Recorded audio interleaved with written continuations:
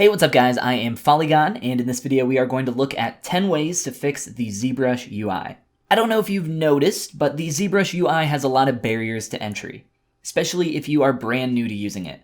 We are going to remove every single one of those barriers so that you never have to deal with them ever again. If you want to make this a whole lot easier on yourself though, you can of course simply download my custom UI from my Gumroad at the link below. Before we start, I want to mention that it's very important that you follow along step by step and watch to the end of the video so that we can save these settings appropriately. So without further ado, let's look at step 1. Step 1, the annoying pop-ups. Upon first opening ZBrush, you're going to be greeted by, well, a lot of information all at once. The very first thing we want to do is close all of this garbage. We don't want to look at it, we don't need it, so let's hide it and make sure that it stays hidden forever. Up here, this is the home page. To close this, you can simply click the X icon, but we don't want to do that yet. First, we want to click on this gear icon and click on Show Only If News is Updated. So go ahead and click on that, make sure that that is checked, and then you can close the home page. The next pop-up you're going to be greeted with is the lightbox. Now, the lightbox is really awesome, and maybe we can talk about this more in a future video, but for now, we just want to minimize this and get rid of it. So click up here on lightbox. Now to make sure that that pesky lightbox stays hidden forever, we want to go into our Preferences menu, under Lightbox, and choose this Open at Launch button. And then you can click to minimize that, and just move your mouse out of the way to hide that menu. We'll be coming back to this option later, as you will notice that it is a little bit of a pesky thing to try to get rid of. Step 2, Sculpting. Now if you spent longer than 5 seconds in ZBrush and you've clicked on your canvas and you've seen something similar to this, you've probably been pretty frustrated and had no idea what was going on. So let me go ahead and get rid of this for you. You can just go up to your layer menu and click on this button that says clear. After you click on that, you can still get this result to happen. If you have some more stuff like this in the future, just simply press Ctrl N on your keyboard. That is the default hotkey to go ahead and clear your layer. So we want to begin sculpting on some actual geometry. So on your tool menu, if you don't have this up here for some reason, just click up here at the top of your screen on Tool, click this icon here, and drag it over to the right side of your screen to dock it. If you don't have the dock open for some reason, you should see this icon that you can just double click to open that up and then dock the tool menu over there. So go ahead and click on this big icon here that says Tool, and we are going to select a 3D mesh. So let's just go ahead and start with something simple like a sphere. So we'll just select that and click and drag it out on our document. So now we have a sphere and we can go ahead and start sculpting on this, but wait, there are still a couple more barriers to entry here with ZBrush to allow us to begin sculpting. So this is a pretty similar result to what we were getting with that weird square effect. So if you have anything like this ever happening, remember the hotkey, it's just Ctrl N on your keyboard. So let's go ahead and try this once more. Click and drag out a sphere on your document. Now that we have that, we want to enter edit mode so that we can actually begin working on this. So just click up here at the top of your screen. The hotkey for that is T. If you click that on your keyboard to exit edit mode, you should be getting a warning if you're on some of the newer versions of ZBrush. If not, just make sure that that edit mode is highlighted at the top of your screen. If you try to sculpt on this, you will get a warning saying that you need to turn this into a polymesh 3D. You can simply do that by clicking Make Polymesh 3D at the top of your screen, and then you should be able to go ahead and sculpt on this. If you want to begin sculpting on this with a simple brush, just go ahead and click up here at the top of your screen and find the standard brush. If you have a bunch of brushes installed, you can press the S key on your keyboard to help narrow it down, find something that you'd like to play around with, and just go ahead and click on that to select it. Now we could click on here and begin sculpting a little bit, but that's not really the focus of this video. We want to still continue to get rid of some of those nasty barriers to entry. Step 3, fixing your material. So the next step is a very simple one. We want to get rid of this nasty red material. This is the default matte cap red wax material. It is the default startup material in ZBrush, and we'd like to get something a little bit more visually appealing. I won't explain all the reasons why we don't want to use this material, but go ahead and select over here on your material palette menu and scroll on down to standard materials and choose basic material. Your material should be updated immediately on the fly. If not, drop down this little subtool option here, and if you see this little icon here, this little eye, go ahead and toggle that off. Make sure that that is toggled off and everything should be updating appropriately over here now. Next, we want to click on Material yet again, and at the bottom of this menu, go ahead and click on Save as Startup Material. Step 4, fixing your document. The next thing we want to do is fix our document gradient. In general, this is a pretty terrible visual effect in my opinion, and it makes it pretty hard to see your sculpture. So let's go ahead and get rid of that completely. Up here in your document menu, just find this little slider that says Range, and click and drag that all the way down to 0. Now, your document background color might be a little bit different than mine. So to make this all the same, let's just click up at Color, and under RGB, we just want to click in here and set all of these numbers to about 50 or so. So I'll just type in 50, hit Tab, 50, Tab, 50, and there we go. So now we have 50 for all of those. We can go back up to Document, and this time we are going to click on this Back button. So this will set our document background color. So we should all have the same document background color now. And to switch our color back to white, we'll just click and drag on our color over here and bring that up to the top. There's one final thing we actually want to do in the document menu before we move on, and that is to make our document size a little bit more appropriate for our monitor. So there's a lot of variations that you can have in monitor size, of course we all know this, but to make this a little bit easier, scroll on down into your document menu, go ahead and find this W size button, make sure that that is toggled on, and just click on New Document. You'll be asked if you would like to save the changes. You do not, so just click on No. You'll get a new document, and it should be fitting the entire size of your screen. Click on Document, and then click on Save as Startup Document. After you've done that, click and drag your sphere back out, and click on Edit Mode yet again. Step 5, right-click navigation. Now, if you're brand new to ZBrush, the hotkeys for navigating in ZBrush can maybe be a little bit confusing. I'm going to try to demystify them right now and make them a lot easier to use for you. So over here on the right side of your screen, you will see these 3 buttons. There's actually a 4th one here that we'll talk about in just a moment.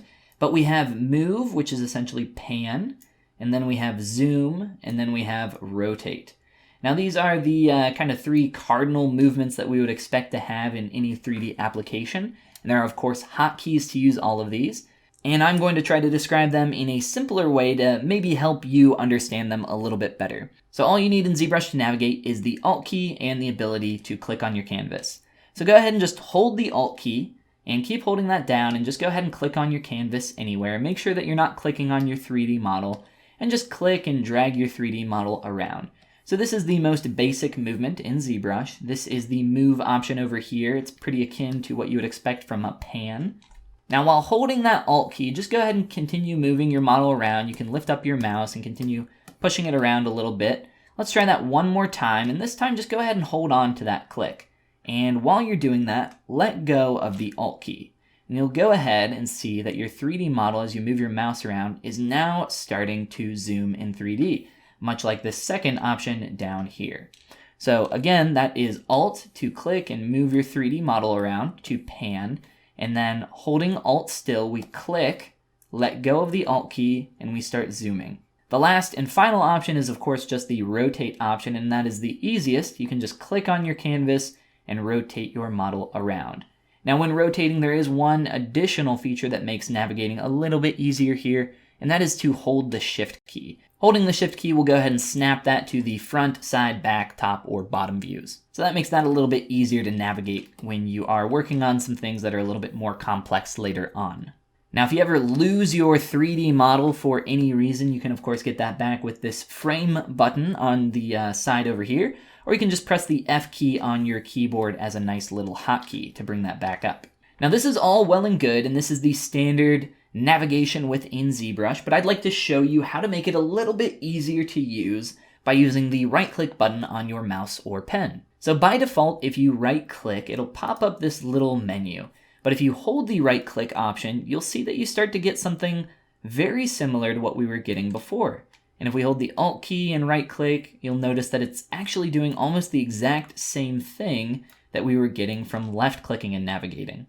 There is a small difference here, but before we look at that, let's go ahead and right-click, look at that menu again, and we want to get rid of this menu. So to get rid of this, we're going to go up into our preferences. We're going to click on Interface, Navigation, and turn off Enable Right-Click Pop-Up. You can go ahead and minimize all those menus, And this time when you right-click with your mouse, you should no longer be getting that pop-up menu. Now I actually like that pop-up menu, so you can still pull that up from time to time if you'd like by holding the spacebar on your keyboard. This is a really nice menu. It has a lot of the options that are at the top of the screen up here, and it's just a lot nicer in my opinion to have them pretty close to your mouse if you need to access them quickly. So what did we just do? We turned off that pop-up menu on right-clicking. We've essentially made right-clicking and left-clicking do exactly the same thing. There's no difference between them from what we can tell. But there actually is a little bit of a difference. I am going to zoom in on my model very, very far here and go ahead and try to navigate in ZBrush. So I'm going to use the left-click option and you can see that it is sculpting on my 3D model. Now this is really nice because we can zoom in really far on our model and sculpt super detailed information, but occasionally we might also like to navigate around our ZBrush UI while we're zoomed in this far. So to do that with the standard left-click navigation, you actually can't, not directly on your model. You'll have to click over here anywhere outside of this strange white outline, and then you can navigate outside of ZBrush. So you can use any of the standard navigation options right outside of here, and it won't sculpt on your model. So that's pretty frustrating and annoying. So what the right-click navigation does is it sets aside right-click specifically for navigating in ZBrush. So your left-click option with your mouse will pretty much always be used for sculpting, and your right-click will pretty much always be used for navigation.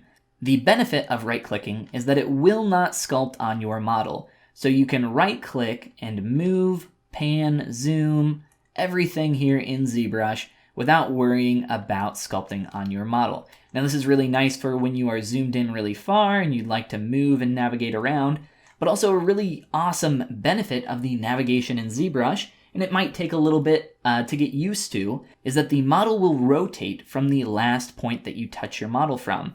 Now if you are sculpting on an area and then start to rotate, you will start to rotate around that last affected point.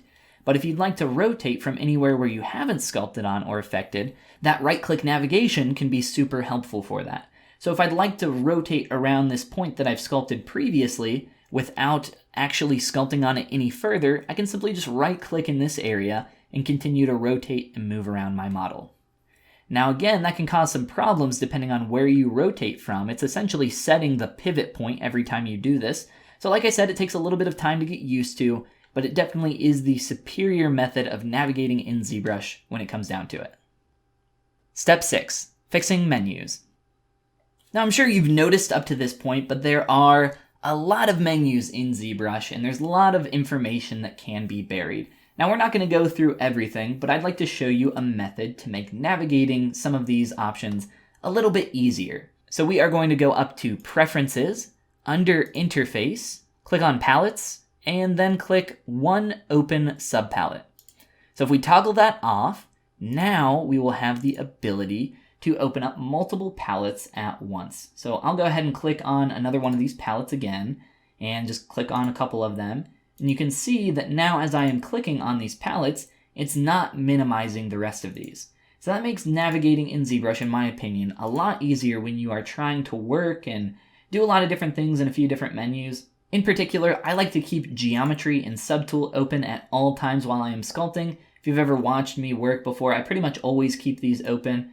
And then from time to time, I'll come on down here into Deformation and open that up and do a couple operations in there. The specifics of what I'm opening is not really important, but what is that you have the ability to open lots of these at once now. Now, if you don't like that option and you'd still like to keep everything nice and clean and only open up one at a time, you can of course keep that option toggled on. But if there ever comes a time where you'd like to have multiple open, you can simply hold the Shift key on your keyboard and click to continue opening multiple palettes at once.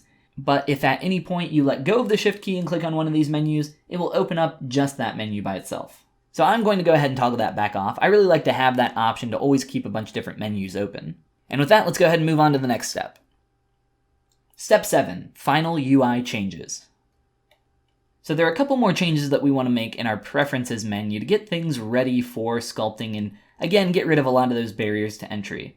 One of those that kind of gets in the way is this newer option called the Screensaver. This number by default is the number of seconds it takes for the screensaver in ZBrush to pop up. So I don't personally like the screensaver. I think it kind of gets in the way of me trying to get work done a lot of the time. I know some people do like this though, so if you'd like to keep it at the default or maybe change that a little bit, you can do that here. I'm going to scroll that all the way up as high as it'll go, and then it'll never kind of get in the way again. The other thing I'd like to show you is how you can continue customizing your own user interface.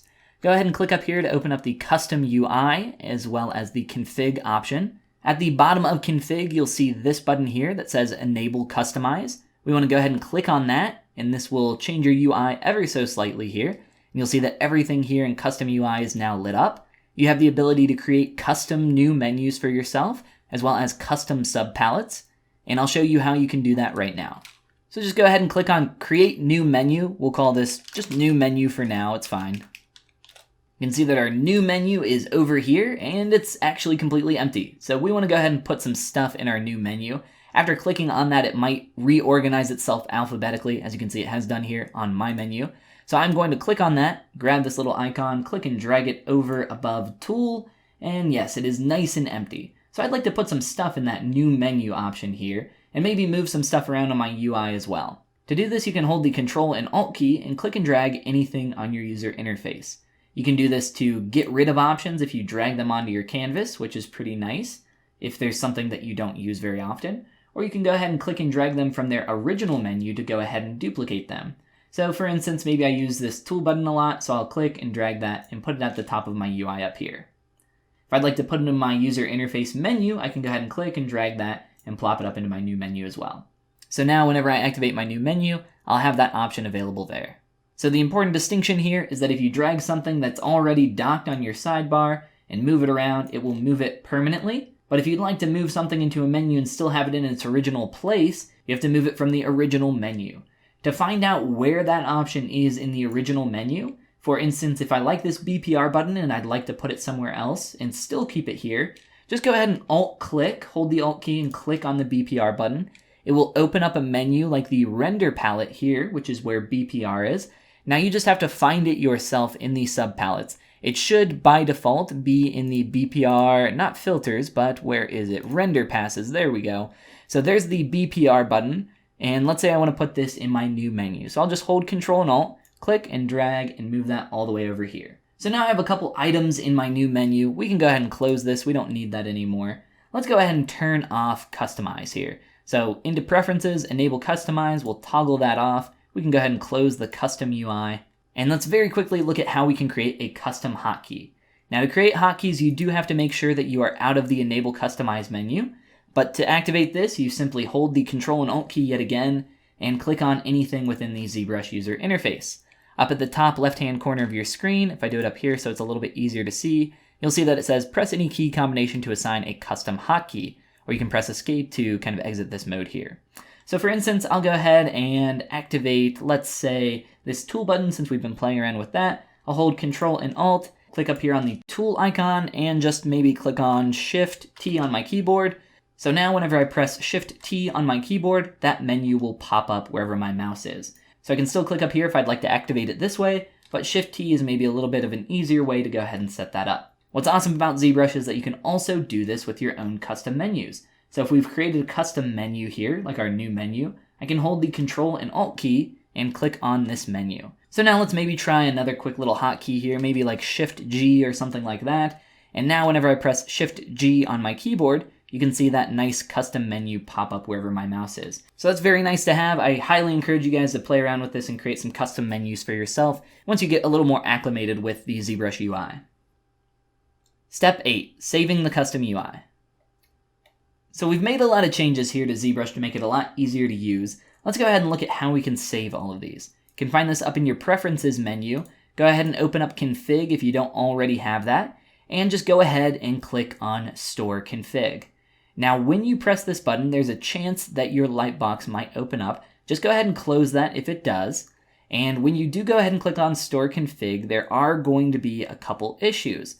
First of all, the lightbox option down here is a very pesky button. Let's go ahead and click on Store Config just so we can see this. So we'll click on Store Config, and as you just saw, the lightbox Open at Launch button just toggled back on. Now I'm not sure why this happens, but it's happened in every single version of ZBrush that I've ever had. we just want to go ahead and toggle that back off. So for some reason, whenever you press that, it likes to toggle that open at launch button. Just go ahead and toggle that off, and it should be good to go from there. Now, if you want to save this out as a separate file, just go ahead and click on the Save UI. This will open up a window where you can go ahead and save and put that in a folder somewhere. Now, when you do that, that will also toggle on the Lightbox option, so just go ahead and turn that off again. Step 9, installing Z Startup Master. This is one of the most important steps to kind of get rid of a lot of these barriers to entry permanently. I've included a link down in the description to the Pixelogic ZBrush Download Center, where we can find some ZBrush plugins. The plugin that we're going to look for is called Z Startup Master. So go ahead and go to that link, scroll on down all the way towards the bottom. There should be one called Z Startup Master. Go ahead and download that file. Once it's finished downloading, you want to install this in your ZBrush installation folder. And I'll show you exactly where we want to install that right now. After you've downloaded this file, it might come in a zip, I'm not really sure, but unzip that. You should have a folder and a file. The file should end with ZSC, and you should have a folder, and they should be named the same as what you're seeing here on my screen. You want to navigate to the drive where you have ZBrush installed, go to your program files, Pixelogic, ZBrush 2019, Z Startup, and Z Plugs X64. Once you are in that folder, just go ahead and copy the Z Startup Master folder and file directly in here.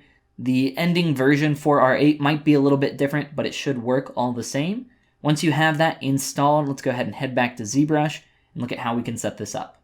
So at this point, make sure that you have saved your preferences. I'm going to go ahead and close ZBrush and restart it really quick. You should do the same. Once you close ZBrush, it'll ask you if you want to save some changes to your hotkey files. You can go ahead and click yes on that. So once you start ZBrush, you should see something very similar to what I have on my screen right now. What we want to do is click up here, grab a Sphere 3D yet again, click drag that out, T on the keyboard to activate edit mode, make a polymesh 3D, and just get that aligned however you'd like. Right here in the middle of your canvas is very nice for me. So I'll just click on Z plugin. We'll just click and drag this and dock it over here on the sidebar. And I am going to click and open Z Startup Master. So just go through and toggle all of these top 4 options. So store current tool, store material, start in edit mode, and store current brush. Now for these options down here, these are a little bit more specific to my workflow.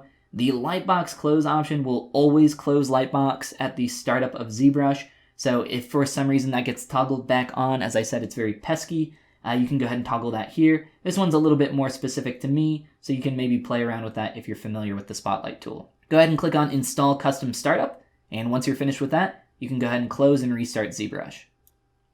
Step 10, open ZBrush.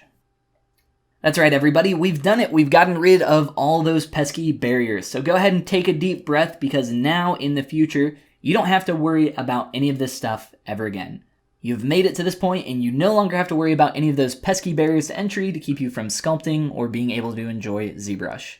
So I know it was a lot of little steps in between to kind of get to this point, but I hope that the video has been helpful for you. If you've gone through all these steps and for some reason you still want to grab my custom UI, you can do that over on my Gumroad. I'll provide a link down in the description. I have a bunch of more awesome tutorials and stuff just like this here on my YouTube channel, so make sure you click that subscribe button. Again, I hope the video has been helpful for you guys, and I look forward to seeing you in the next one.